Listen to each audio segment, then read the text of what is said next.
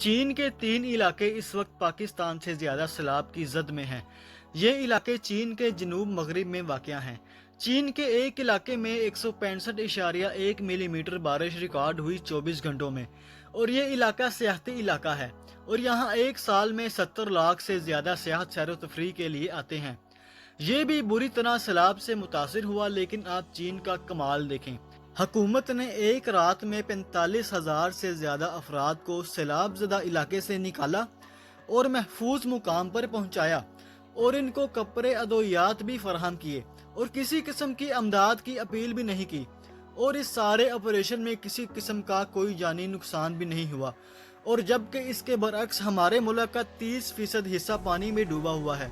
कोयटा की तमाम सड़कें, पुल और फोन टावर्स वगैरह टूट गए हैं। बिजली, गैस और पानी भी बंद है। ATM भी जवाब दे गए हैं। सूबाई दारुल हुकूमत का मुल्क से अमलन राब्ता टूट चुका है। दूसरे इलाकों की सूरत हाल भी इससे मिलती जुलती है। मुतासरीन की तादाद 3 करोड़ 30 लाख हो चुकी है।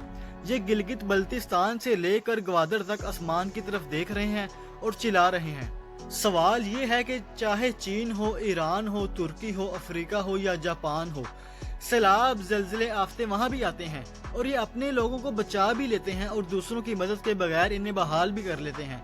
मगर कैसे? जबकि हम हर आफत, हर मुसीबत में अपने लोगों को मौत के हवाले करके इमदाद की सदाएं लगाने के लिए निकल खड़े होते हैं।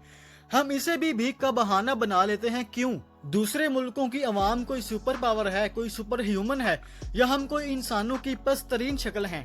आखिर हमारा इशू क्या है? हम शायद आज तक अपनी कौम को इन आफतों का सामना करने के लिए तैयार ही नहीं कर पाए।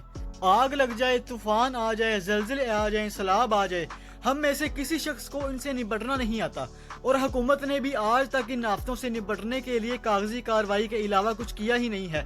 या टीवी में आकर बड़ी बड़ी तकरीरें कर देते हैं, इनके पास जाकर कोई नहीं पूछता।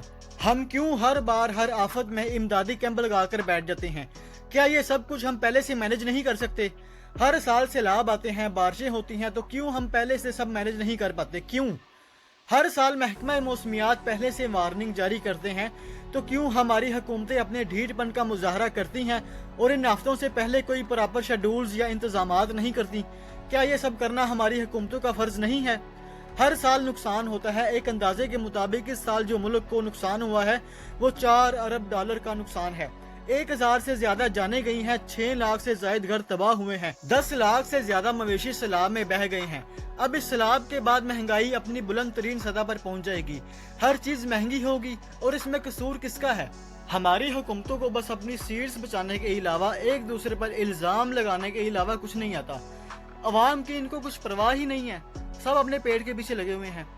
अल्लाह पाक पाकिस्तान को हर किस्म की आफात से महफूज रखे, हमें एक अच्छा मुहब्बे वतन हुक्मरान दे और इस वक्त जितने लोग सैलाब में फंसे हैं, अल्लाह पाक इनकी मदद करे, इनको सब्र अता करे। आमीन सुम्मा आमीन। इस वक्त पाकिस्तान में जितना भी सैलाब है, इसका जिम्मेदार कौन है? हमारी हुकूमत या हमारी आवाम? इसका जवाब आप कमेंट सेक्शन में जरूर बताइएगा।